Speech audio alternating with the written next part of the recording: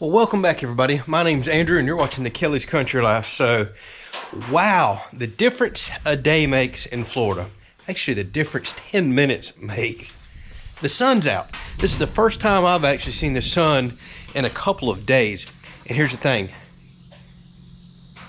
Still hear the raindrops hitting the tin. It just got done raining. It's actually been raining the last two and a half days straight. It was just overcast, I promise you, 20 minutes ago. It's been raining for the first couple of hours this morning, and it's kind of taking me a while to get the tools out here. Now, look at this. Beautiful skies, all cleared out. I mean, you can still see everything wet from all the rain. So it looks like it's going to be a beautiful day all of a sudden, as long as the radar doesn't blow up again. And that's a good thing, because I kid you not, the inside of the house, it's just wet. It is so wet. It's been so nasty. 100% humidity the last few days. I really need this house to dry out. Oh Lord, that sun is bright. So what are we doing today? We're not talking about rain.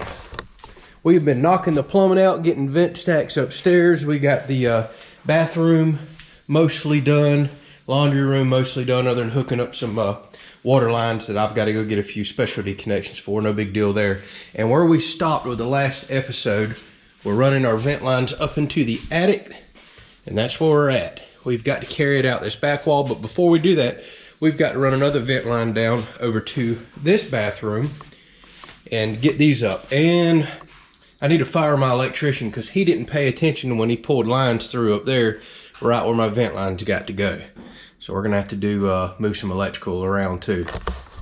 And FYI, I'm the electrician. I just didn't look ahead and think about the plumbing right there. So that should be relatively straightforward. This bathroom shouldn't be too big of a deal. What is going to be a little bit aggravating is figuring out how to slope these vent lines in the roof, tie two vent lines together coming from 90-degree angles. This is going to be fun. Let's get started.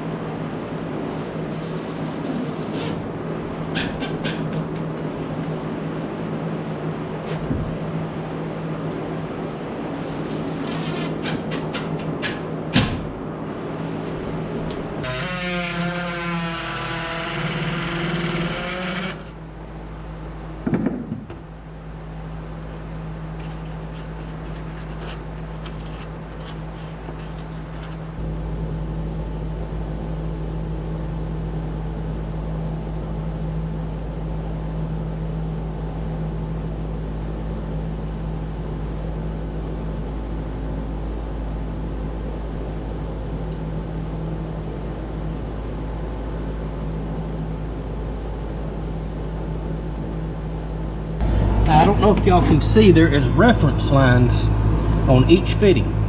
So you can line them up exactly, or in my case, tilt this up for a slight gradual fall, and I've got this line offset from this one. So you can use those lines to make sure you get everything perfect, or get some slope, just like I'm looking for right now.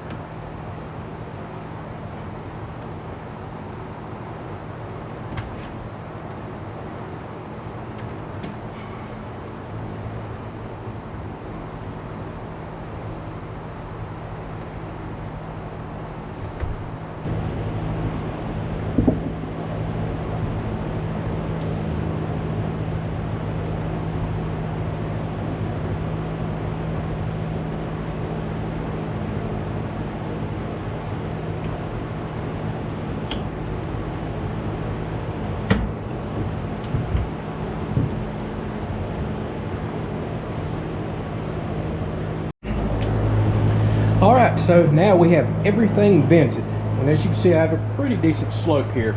I went back and read the code. It did not actually specify 1/4 inch slope.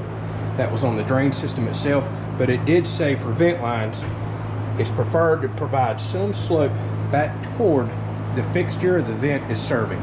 So that is exactly what I'm doing right here. I've got 2 tie-ins that poke through the wall. Now I need to seal up that penetration outside and in. And then we are venting now down to the laundry room and bathroom, still sloping all the way back down to the kitchen. So if for any reason this vent pipe ever fills up with water, everything slopes back toward all the fixtures and ultimately the sewage system or drainage system. All right, y'all have caught something in my past video where you are about to go correct it. All right, so y'all caught something on one of my last videos, and this is why I like putting videos out there, because I'm not a professional. This is my first ever home build, and y'all catch things in the background before I ever get, say, the inspector over here, and now this gives me time to fix these things. So what we have right here is a pressure 90, and y'all said those are absolutely not allowed for a waste system, basically. So typically a waste system uses kind of a long sweep. It's got a completely different design elbow. There's a couple different types right here, a couple different 90s. Whereas this one is just straight and kind of does a sharp bend. Doesn't have this nice gradual flow for waste. Now there is one thing odd I just checked. These are called DWVs. If you'll look, stamped in this, the pipe for drain, waste, and vent, not for pressure. Although these can handle, I think they're rated at like 5 PSI or something, because that's how you have to test your system. Don't quote me on that, but they can handle slight pressure. These are rated for much higher pressure, working pressure. Say if this line was filled up with water, but this is a waste line. Now I do notice something very weird on this. It does say P&W. That should be for pressure and apparently waste, but I agree with y'all. You don't want a hard, sharp 90. You want something with a sweep in it for waste to gently flow through. Sharp 90s are just asking for trouble. Now, even though this is going to be an outdoor sink that's mainly just washing hands and it's not a toilet, it's not going to get big waste or much flow going down, this probably would have been fine. However, I'm not so sure this would pass inspection, so now's the time to fix it. Y'all have also heard me talk about either last episode, this episode, I kind of regret mounting this as high as I did, because the house is 3.5 inches up from the porch, so it can never flood. So everything outside is 3.5 inches lower than you see here. My outside countertop is going to be here. By the time you get a depth of a sink, I hardly have any room to work and get my trap into this. I really should have mounted this several inches lower, like probably 6 inches lower. So I think I'm going to cut all these lines out, mount them 6 inches lower, go through the wall again, which pains me, and then I'm going to have to go out there and tape up the vapor barrier where I've done poked through, put a wooden plug back in, caulk it. You'll never know it's there, but sadly, yes, I'm about to poke holes through the house again and then have some that will be somewhat exposed. But once I caulk them in, once you blow and fill this whole cavity with spray foam insulation, put siding on the outside, you'll never ever know, and it'll be sealed up just fine. So let's go ahead and correct that. Good catch, thank you very much. Now, here's the crazy thing about that. I went to the hardware store and they have a bin just for drain, waste, and vent type of hookups. Well, I'm digging through there, just throwing them in the basket like you normally do because I need a pile of them. Apparently somebody had put this in the wrong bin, and that's why I grabbed it. And I installed it without even thinking the other day. It was just, hey, here's a 90, let's stick it on, let's rock and roll. Didn't think nothing about it. So I've done one back through the entire house, and thankfully every single 90 that I got is ones rated for drain, waste, and vent. This was just one oddball that was in the wrong rack. I grabbed it, didn't pay attention when I installed it, so good catch.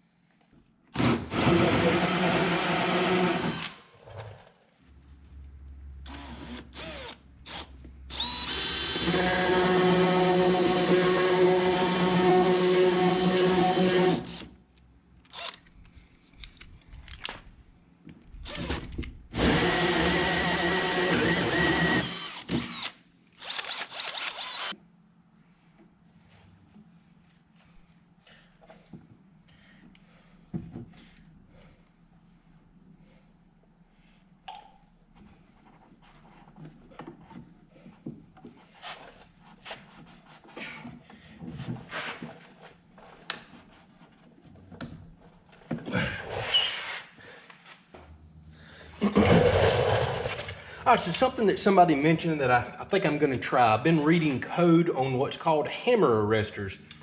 Back in the day, everybody kind of built their own, it seemed like. And while code doesn't seem to recognize homemade or do-it-yourself hammer arresters anymore, they do talk about mechanical ones. But my Lord, you get to reading up on them. They seem like they waterlogged, they fail, they have a problem. So I don't think it's going to be a problem for me to put these in. Actually, where I'm installing these right now and in other places, it's not even required by code from the way I understand it. So what code says is the highest point in your water system or any quick activation valve, like think of a wash machine. It's got a valve that kicks on, water comes in, a valve that cuts the water right off. Well, that causes the line on the wall to hammer as the valve kicks off and on and water surges through it. So you wind up with lines hitting all on the wall, line hammering, and I guess eventually that could lead to fatigue. Now, that's where it says I've really got to put them, highest point system or any fast acting valves. So we're going to put them there. And I will go with the mechanical ones there because they actually make external ones. You don't have to mount on the wall. They screw on your hot and cold for your washing machine. And then it's got a, like I said, a mechanical arrestor right there before it hooks to the hoses and goes down to the washing machine itself. So it takes the shock out of the system before it ever makes it in the wall. So I will be doing those. But I've decided I'm gonna go ahead and put them on all systems. If the inspector has any sort of issue with it, you just cut these off, you cap it.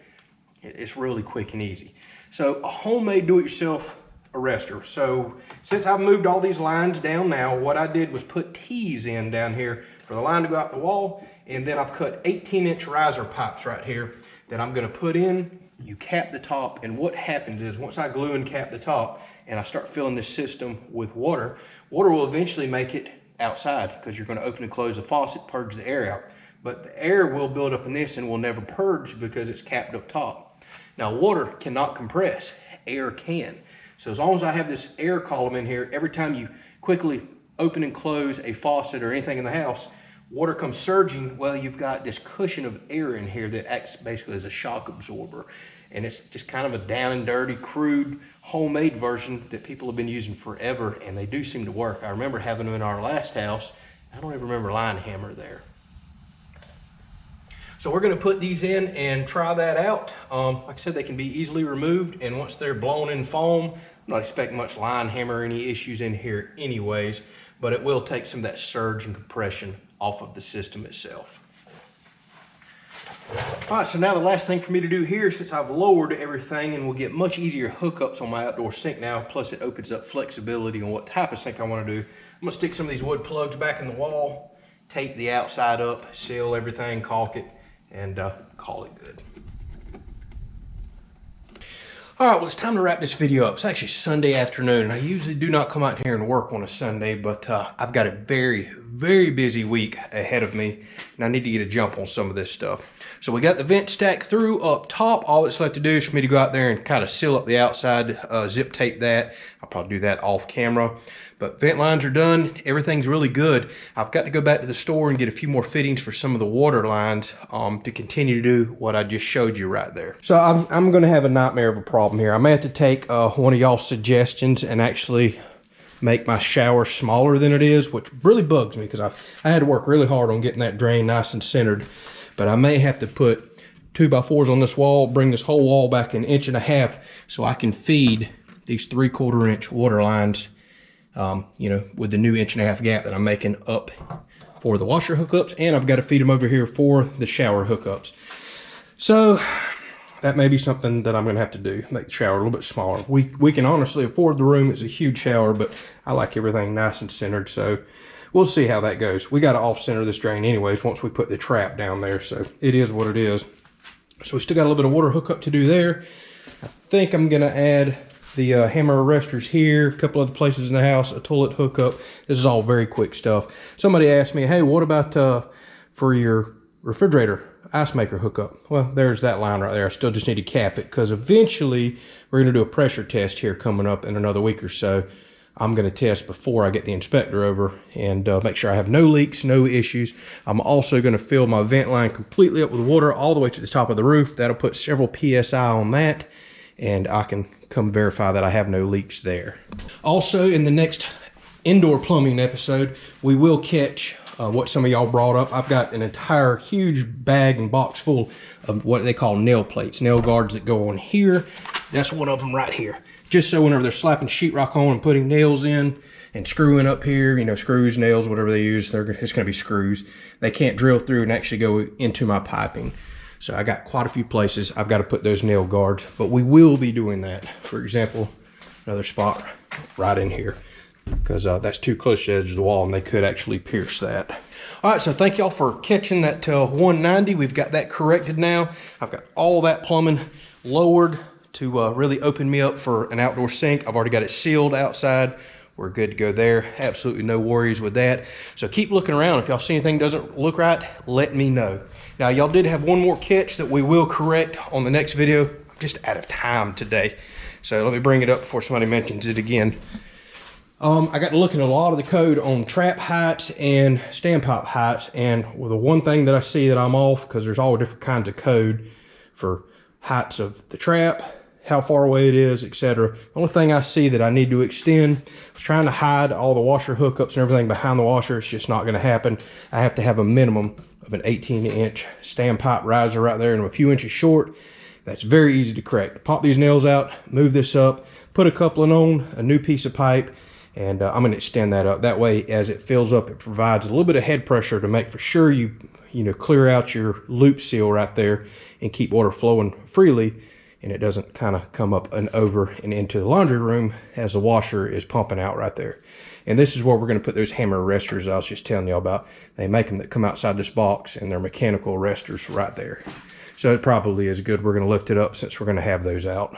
So real quick, next episode, tomorrow morning, I'm going to pick up the Ditch Witch rental. So I'll be running outside plumbing and the electrical conduit this week. Let's see what else we'll get into. We'll jump back in, knock this plumbing out, maybe try to get into a pressure test, which I may have to order some special stuff to do that. I got to look into that. Propane people are also coming this coming up week, so I'll have you an update toward the end of the week on that. They're coming on Friday. Still waiting on the spray foam guy. Things are moving forward. Still working. I think we've figured our doors out and have a 4-week wait there. That's not too terribly bad. The windows, we're still struggling. We're still trying to figure it out. Waiting for one company to get back in town. Thank y'all so much for the support and asking. We have a lot of different types of videos on the way this week and next. Catch you on the next video.